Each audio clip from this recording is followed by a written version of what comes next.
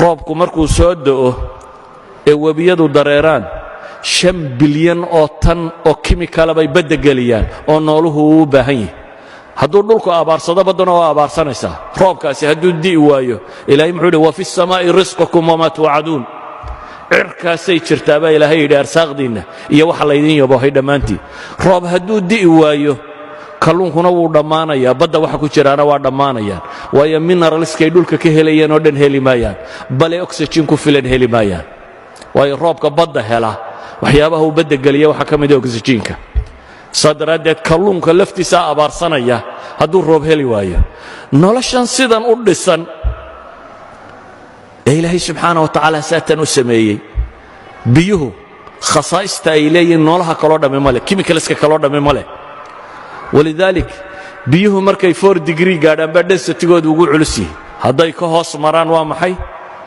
wuu fududaadaa waa sababta ilaahay ugu talagalay in badda waxa ku noolaaday ay ku nool yihiin wailaa hadday 0 degree markay sii gaadhaba hadduu densitigu sii cuslaanayo barafku hoostuu mari lahaa iminka barafku dushuu sabeeya hoostana biyaha sabeeya haddii biyuhu ay la mid noqon lahaayeen materialka kale markay sii qaboobaanba densitigu culayskuu sii badan lahaa oo biyuhu ay barafku hoosta maro noolahoo dhamme waa dhiman lahaa ilaahay markuu wuu kala bedelay baddaa waa la dhanaaniyey lowlaa aanay dhanaan ahayn dunida qudhumuun baa loogu dhiman lahaa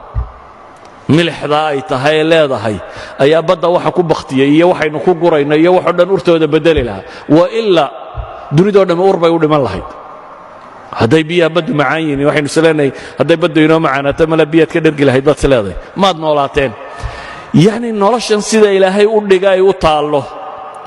hadday bad tahay iyo hadday barri tahay hadday xayawaan tahay hadday miqdaarka biyo ee cirka ka soo da'aya tahay hadday temperature tahay hadday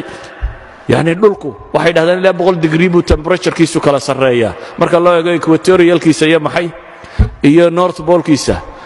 haddaanay sidaa ahaan lahayn bay leeyihin nolosha ma jirteen wax kastoo innaga aynu isleenay malaa sida kalea ku fiicnaan lahaa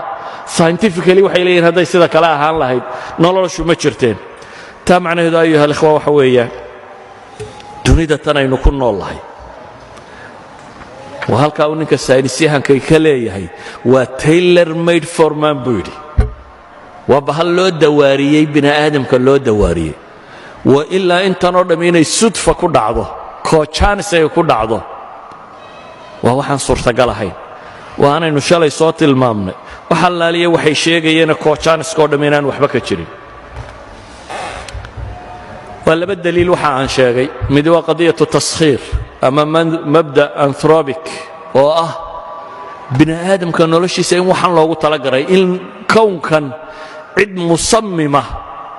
oo sii takhtiitiso ku talagashay noloshaasi inay ka jiri karto ay jirtaa ka labaadna waxa weeyaan inuu fine tuned yahay meel kasta halkay saaran tahay haddii in yar dhanun looga dhaqaajiyo plus or minus dhanku u dhaqaaqaba inaan noloshu jiraynin daliilka saddexaad ee aan tilmaamayno daliil kastaaba saacad u qaadan laha haddii la sharxayo waa daliilu liijaad aw ilxuduud waa daliilkay falaasafadii horena daliishan jirtay iftiinka cadceedda ilaahay subxaana wa tacaala enerjigu inaga siiyaa noolahoo dhammi ku noolyihi waayo haddaan enerjigeeda lahaynin dunida wax chemical reaction oo ka dhici lahaaba ma jiro caleenta yaree geedka ku taalla waa warshadda ugu weynee dunida ku dul taalla uguna qayliya buuq yar soo moogida caleentu inay tahay waxa noolaha dunida kor saaran oo dhan quudiya waxa noolaha kor saaran dunidoo dhan geedka iyo xoolaha iyo waxoo dhan caleen baa soo saarta waxay cunayaan caleentu geedkay soo saartaa wuxuu cunayo geedkana xoolo iyo wax nooloo dhan baa daaqa waxaan noolna waa isa sii cunaan waxa laaliya waxa kownkan aynu saarannay saaran maanta dhulkaynu saarannay saaran warshadda keliga soo saartaa waa caleentaa yar iyana photosynthesis yaroo ay cadceedda inooga qabato ayay farsamadoo dhan ku samaysa ilaahay subxaana wa tacaala ifkaasuu cirka ka keenay inta gama raysiya waxaa rayse caafimaadka waxyeelo oo dhan atmosferiga laynagaga celiyey spectrumka atmosferiska lightka soo dhaafaa intuu yahay waa inta nolosha ay u baahantahy 7 colorskan iyo inta yare ku xigxigta xataa badda markuu ku dhaco iftiinkaas maalan casaanku spectrumkan badda markay biyaha nalku ku dhaco casaanku 18 mitir buu ku dhammaadaa daadminis 20 mitir haddaad badda quustoo nabar kugu dhaco dhiiggaaga arki maysid waayo wax casaan la yidhahdaba kama jiraan yalowgu markaad 100 mitir gaadhaa buu dhammaanayaa greenki iyo buluugu waxay dhammaadaan maxay 240 mitir waayo iyagu waa kuwa photosynthesiska sida si dhirta baddu ay u baxdo noolaha badda ku jira si uu geedkiisu u bixi karo ilaahay subxaanahu wa tacaala nalalka kaloo dhan meesha sokaa lagu reebay laakiin greenka iyo buluuga photosynthesiska